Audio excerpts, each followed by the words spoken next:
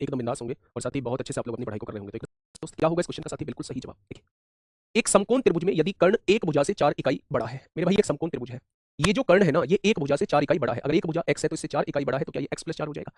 आगे बढ़िए। दूसरी भुजा से 8 इकाई बड़ा है, इससे 8 इकाई बड़ा है, यानी ये भुजा जो है, अब आप एक चीज समझिएगा, उसने क्या कहा है, उसने कहा है ये जो कर्ण है ना, ये जो कर्ण है मेरे भाई, कर्ण जो है एक भुजा से तो 4 इकाई बड़ा है और एक भुजा से 8 इकाई बड़ा है। तो अगर मैं इस एक भुजा को x मान लूं तो इससे तो 8 इकाई बड़ा हो गया, तो ये x + 8 हो जाएगा, और इससे जो है वो 4 इकाई बड़ा है, तो ये वाली भुजा इससे 4 इकाई छोटी हो जाएगी, यानी ये केवल x + 4 हो जाएगी। आप मेरी बात को समझ गए। ये एक राइट एंगल ट्रायंगल है।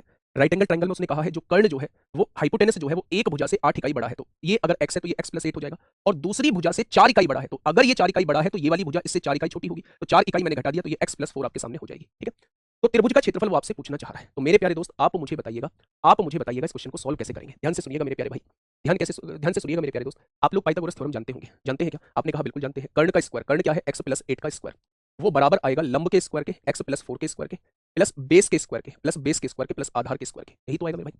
भाई पाइथागोरस थ्योरम ये कहती है कि जो कर्ण का स्क्वायर रहेगा, x + 8 का स्क्वायर रहेगा, वो बराबर रहेगा लंब का स्क्वायर प्लस आधार का स्क्वायर।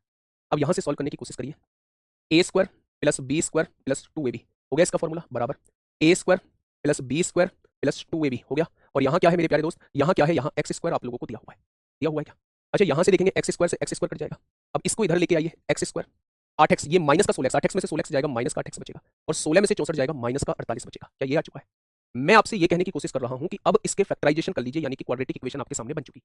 मुझे मेरे प्यारे दोस्त ये समझाने की कोशिश कीजिए कि मैं 8 को इस तरीके से मुझे तोड़ना है कि जोड़ के तो 8 आ जाए और मेरे भाई मल्टीप्लाई करके 48 आ जाए। तो आप कहेंगे 8 को अगर तोड़ना है तो -12 और +4 में तोड़ लो, -12 और 4 -8 आएगा, और जब दोनों की मल्टीप्लाई करेंगे तो 48 आ जाएगा। अगर मैं इनकी वैल्यू को चेंज कर दूं तो x की वैल्यू 12 आ जाएगी और x की वैल्यू -4 आ जाएगी। साइन चेंज कर दीजिए, माइनस में साइड ले नहीं सकते, x की वैल्यू 12 आ चुकी है, ये 12 आ जाएगी, ये 16 आ जाएगी, और ये मेरे प्यारे दोस्तों 20 आ जाएगा। कोई दिक्कत? तो आपने कहा जी कोई दिक्कत नहीं है, बस लगा दीजिए एरिया का फॉर्मूला 1/2, बेस कितना है 12 है, इंटू हाइट कितनी है, हाइट 16 है, तो आंसर कितना हो जाएगा मेरे प्यारे दोस्त, 96 इकाई स्क्वायर हो जाएगा। कितना हो जाएगा? 96 स्क्वायर इकाई हो जाएगा। क्या इस बात में किसी को कोई दिक्कत है? क्या इस बात में किसी को कोई दिक्कत है? बहुत आसान सा कुछ, ये तब आएगी जब थोड़ा सा हम लोगों की जो है वो ट्रिपलेट पे थोड़ी सी पकड़ होगी।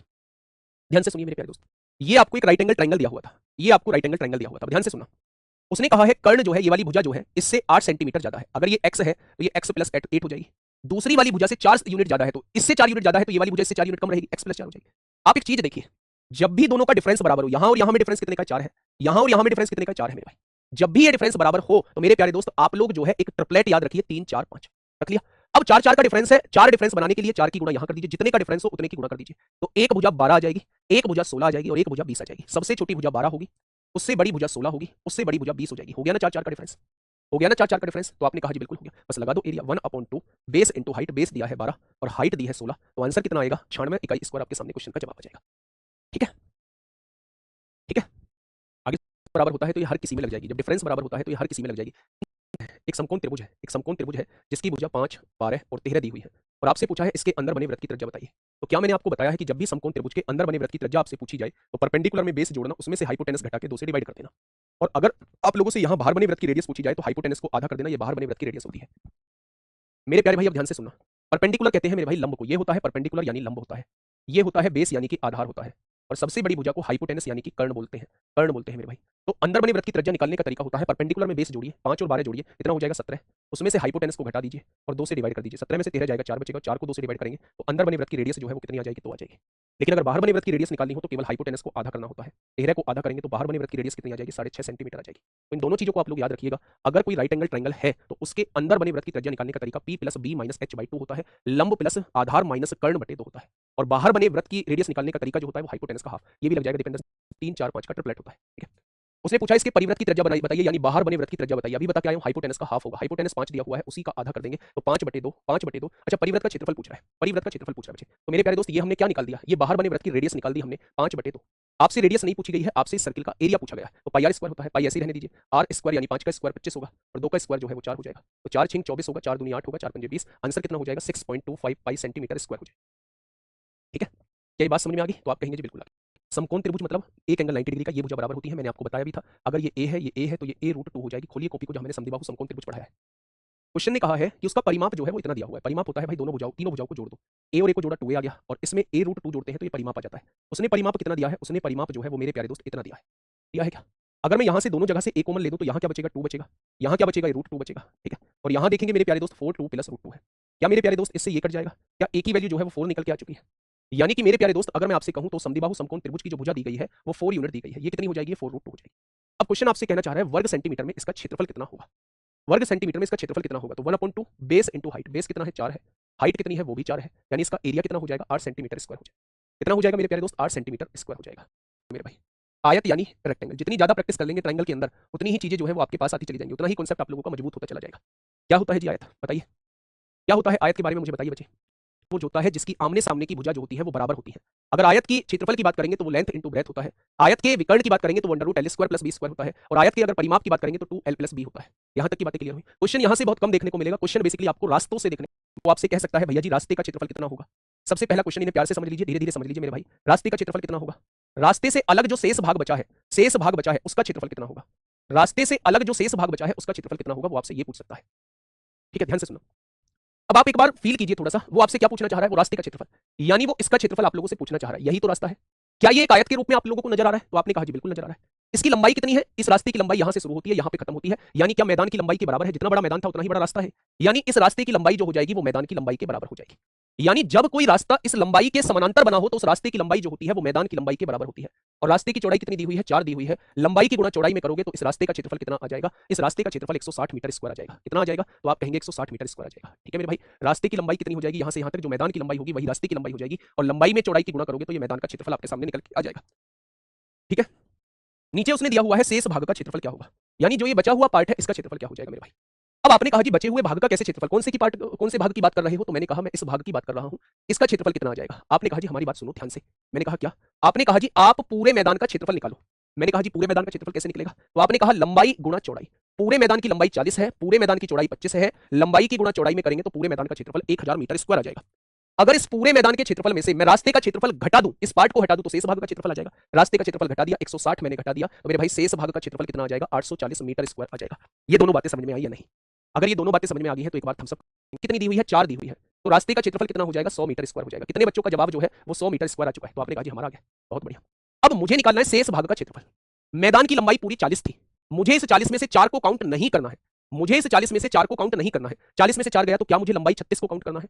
चौड़ाई 25 की 25 रहने वाली है। 25 से छिक्का 150 को 0 हासिल 15, 25 दिया 75 और 15 कितना हो जाएगा? 900 हो जाएगा।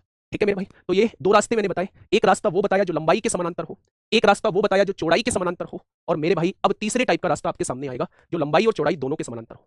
ये तीसरे टाइप का रास्ता आएगा कि भाई साहब ये आपके सामने एक आयत है, एक रास्ता जो लंबाई के समानांतर भी बना हुआ है, एक रास्ता जो चौड़ाई के समानांतर भी बना हुआ है। आप मुझे बताइए इन रास्तों का क्षेत्रफल क्या होगा। ठीक है, लंबाई कितनी दी हुई है? 40 मीटर। चौड़ाई कितनी दी हुई है? 25 मीटर। रास्ते की चौड़ाई 4 मीटर, ये चौड़ाई 4 मीटर।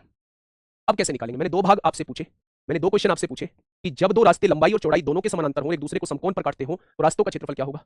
और दूसरा क्वेश्चन मैंने आपसे यही पूछा, शेष भाग का क्षेत्रफल क्या होगा। शेष भाग का क्षेत्रफल क्या होगा? ये दो क्वेश्चन मैं आपसे पूछना चाह रहा हूं, बताइए फटाफट मुझे बताइएगा, जल्दी से फटाफट मुझे बताइएगा, सोच समझ के बताइए। देखिए मैं समझाता हूं। क्षेत्रफल आपने कहा रास्ते बने हुए हैं दो, मैं पहले इसका क्षेत्रफल निकाल रहा हूं, इस वाले रास्ते का। इस रास्ते की लंबाई कितनी है? 40 है। इस रास्ते की चौड़ाई कितनी है? 4 है। तो इस रास्ते का क्षेत्रफल कितना आ जाएगा? 160 मीटर स्क्वायर आ जाएगा। क्या इस वाले रास्ते का क्षेत्रफल आपने निकाल दिया? तो आपने कहा जी बिल्कुल निकाल दिया। अब मुझे निकालना है मेरे प्यारे दोस्त इस वाले रास्ते का क्षेत्रफल। किस वाले का? मुझे निकालना है इस वाले रास्ते का क्षेत्रफल, इस वाले का। इस वाले रास्ते का क्षेत्रफल निकालना है इस वाले का। इस वाले भाग की लंबाई कितनी है? 25 है। और इस वाले रास्ते की चौड़ाई कितनी है? 4 है। तो ये 100 मीटर स्क्वायर आ जाएगा। आपने कहा जी दोनों का जोड़ेंगे तो ये 260 मीटर स्क्वायर आ जाएगा। कितना? 260 मीटर स्क्वायर आ जाएगा। मैंने कहा 260 मीटर स्क्वायर आ जाएगा। आप में से एक बुद्धिमान बालक था, वो बोला जी हमारी बात सुनो पहले ध्यान से। मैंने कहा बताओ भी, तुम भी सुनो अपनी बात। बोला जी आप कह रहे हो इन दोनों रास्तों का क्षेत्रफल 260 आ जाएगा, लेकिन इस वाले भाग को आप 2 बार काउंट कर चुके हो। जब आपने ये रास्ते का क्षेत्रफल निकाला था तब भी इस भाग को काउंट किया था, जब आप इस रास्ते का क्षेत्रफल निकाल रहे हो तब भी इस भाग को काउंट कर रहे हो। आप इसको 2 बार क्यों काउंट कर रहे हो? जब आपने इसमें 2 बार काउंट किया हुआ है तो इसके क्षेत्रफल को एक बार आपको घटाना होगा। मैंने कहा इसका क्षेत्रफल कैसे निकालेंगे? इसकी लंबाई कितनी है? 4 है। इसकी चौड़ाई कितनी है? ये भी 4 है। तो इसका क्षेत्रफल कितना आ जाएगा? कॉमन पार्ट का लंबाई गुणा चौड़ाई, या 16 मीटर स्क्वायर को हमने 2 बार जोड़ दिया था। अगर 16 मीटर स्क्वायर को हमने 2 बार जोड़ दिया था, एक बार घटा दो, यानी रास्तों का क्षेत्रफल कितना आ जाएगा? 244 मीटर स्क्वायर आ जाएगा। क्या रास्तों का क्षेत्रफल 244 मीटर स्क्वायर आ जाएगा? तो आपने कहा जी बिल्कुल आ जाएगा। मैं ये कह रहा हूं जब भी आपके सामने रास्ते की लंबाई के समानांतर एक रास्ता बना हो, मैदान की लंबाई के समानांतर एक रास्ता बना हो, मैदान की चौड़ाई के समानांतर एक रास्ता बना हो, तो रास्ते का क्षेत्रफल हम लोग डायरेक्टली निकाल सकते हैं। रास्ते का क्षेत्रफल हम लोग डायरेक्टली निकाल सकते हैं XL + B - X से। ये एक डायरेक्टली फॉर्मूला होता है। जब दो रास्ते लंबाई और चौड़ाई के समानांतर बने होते हैं तो रास्तों का क्षेत्रफल इस फॉर्मूले से भी डायरेक्टली निकाल सकते हैं। X होता है रास्तों की चौड़ाई, इसमें शर्त यह है कि दोनों रास्तों की चौड़ाई समान होनी चाहिए, यानी वो 4 होगी। यहां से देखेंगे L + B, मैदान की लंबाई 40 है, मैदान की चौड़ाई 25 है, माइनस रास्ते की चौड़ाई जो है वो 4 आप लोगों को दी गई है। ठीक है, अगर मेरे प्यारे दोस्त यहां से देखें तो 40 और 25 65 में से 4 जाएंगे 61 बचेगा और यहां गुणा करेंगे तो ये 244 आ जाएगा। बातें क्लियर हुई या नहीं? तो जब भी दो रास्ते एक लंबाई के समानांतर हो एक चौड़ाई के समानांतर हो उन रास्तों का क्षेत्रफल निकालने का तरीका आपसे पूछा जाए तो आप इस फॉर्मूले से डायरेक्ट निकाल सकते हैं। ठीक है, अब मुझे बताइए प्यारे दोस्त आप लोग शेष भाग का क्षेत्रफल कैसे निकालेंगे? आपने कहा जी पूरे का क्षेत्रफल बताओ, मैंने कहा पूरे का क्षेत्रफल लंबाई गुणा चौड़ाई 40 गुणा 25। अगर पूरे के क्षेत्रफल में से 1000 में से रास्तों का क्षेत्रफल घटा दें 244 घटा दें तो मेरे प्यारे दोस्त आप कहेंगे 10 में से 4 गए 6, 9 में से 4 गया 5, 9 में से 2 गए 7, तो शेष भाग का क्षेत्रफल 756 आ जाएगा। ठीक है, ठीक है मेरे प्यारे भाई, तो आंसर कितना आ जाएगा? 756 आ जाएगा शेष भाग का। ठीक है मेरे प्यारे दोस्त, मैंने क्या किया, इसके अंदर रास्ता बनाया है, इसके अंदर जो है वो रास्ता बनाया है मेरे प्यारे दोस्त, इसके अंदर जो है मैंने रास्ता बना दिया 4 मीटर चौड़ा, यानी कि ये भी 4 मीटर चौड़ा है, इधर भी 4 मीटर चौड़ा है, इधर भी 4 मीटर चौड़ा है। जब किसी मैदान के अंदर जो है वो रास्ता बना होता है तब उस रास्ते का क्षेत्रफल कैसे निकालते हैं ये आपको बताना है मेरे भाई, ध्यान से समझना। पहले मेरी बात को सुनिए, मैं कहने की कोशिश क्या कर रहा हूं। ठीक है, मैं ये कहने की कोशिश कर रहा हूं कि अगर बड़े वाले रेक्टेंगल के एरिया में से अगर अंदर वाले का एरिया घटा दोगे तो क्या आपके पास रास्तों का क्षेत्रफल आ जाएगा? ये जो रास्ता बना हुआ था इसका क्षेत्रफल आ जाएगा। तो बस वही काम आपको करना है। ये पूरी लंबाई आप लोगों को 40 मीटर दी हुई थी, 40 से 4 इधर कम हो गई, 40 से 4 इधर कम हो गई, यानी 4 और 4 8 कम होगी, तो अंदर वाले मैदान की लंबाई केवल 32 मीटर बची। भाई ध्यान से सुनो ना मेरे प्यारे दोस्त। ठीक है, ये पूरी की पूरी यहां से यहां तक 40 मीटर की लंबाई दी हुई थी, 4 मीटर इधर कम हो गई, रास्ता हो गया 4 मीटर इधर कम हो गया, 8 मीटर कम होगी, तो अंदर वाले मैदान की लंबाई 32 मीटर है। ये पूरी चौड़ाई 25 मीटर दी हुई थी, 4 मीटर ये कम होगी, 4 मीटर ये 8 मीटर कम होगी, तो इसकी चौड़ाई केवल 17 मीटर है। ठीक है, अगर बाहर वाले का एरिया निकालूंगा तो लंबाई गुणा चौड़ाई, ये बाहर वाले का एरिया आ जाएगा, और उसमें से अंदर वाले का एरिया अगर मैं घटा दूंगा तो रास्ते का क्षेत्रफल आपके सामने आ जाएगा, रास्ते का एरिया आपके सामने आ जाएगा। ठीक है, तो मेरे प्यारे दोस्त यहां आप देखेंगे तो 25 चौका 100 1000 आएगा, 17 दूनी 34 को 4 हासिल 3, 17 तिया 51 और 3 54 हो जाएगा। क्या मेरी बात समझ में आई? तो मेरे प्यारे दोस्त 1000 में से 544 जाएगा तो 10 में से 4 जाएगा 6, 9 में से 4 जाएगा 5, 9 में से 5 जाएगा 4, तो रास्तों का क्षेत्रफल कितना आ जाएगा? 456 आ जाएगा। लेकिन मैं आपसे कह रहा हूं जब भी कोई रास्ता मैदान के अंदर बना हुआ हो तो आपको इस बवाल में उलझने की आवश्यकता नहीं है। मेरे प्यारे दोस्त आप डायरेक्टली फॉर्मूला लगाइए, 2xl + b - 2x वाला डायरेक्टली फॉर्मूला आप लोग लगाइए।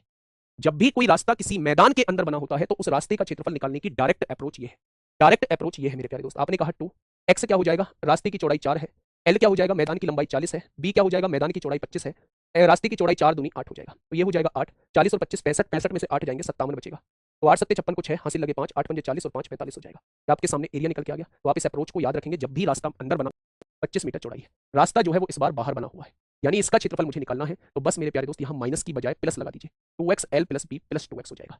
यानी कि मेरे प्यारे दोस्त अगर रास्ता अंदर बना हुआ है तो 2xl + b - 2x हो जाएगा, अगर रास्ता बाहर बना हुआ है तो 2xl + b + 2 बेटा 4 दिया हुआ है, रास्ते की चौड़ाई 4 मीटर दी हुई है।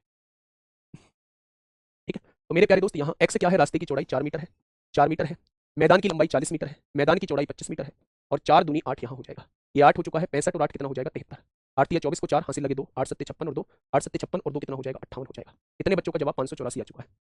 ठीक है, बहुत बढ़िया। ठीक है, ये बात समझ में आ गई? 8 तिया 24 को 4 हासिल 2, 8 7 56 2 58 हो जाएगा। क्या इस बात में किसी को कोई दिक्कत समस्या? अनुपात दिया है, लंबाई कितनी दी है? 5a दी है, चौड़ाई कितनी दी है? 3a दी गई है। ठीक है, परिमाप जो है इतना है, परिमाप कितना होता है? 2, लंबाई प्लस चौड़ाई कितना हो जाएगा? 8a हो जाएगा, और उसने परिमाप दिया कितना है? 480। भाई परिमाप जो होता है वो 2l + b होता है, l कितना है? 5a + 3a 8a हो जाएगा, 8 दूनी 16 से काटेंगे कितनी बार कट जाएगा? a की वैल्यू 30 निकल के आ चुकी है, कितनी निकल के आ चुकी है? a की वैल्यू 30 निकल के आ चुकी है। ठीक है, अगर a की वैल्यू 30 निकल के आ चुकी है तो लंबाई और चौड़ाई के बीच अंतर क्या है? यानी वो दोनों के बीच डिफरेंस, वो 2a की वैल्यू पूछना चाह रहा है। अगर a की वैल्यू 30 है तो 2a की वैल्यू कितनी हो जाएगी? तो आप कहेंगे 60 हो जाएगी, कितनी हो जाएगी? तो आप कहेंगे 60 हो जाएगी।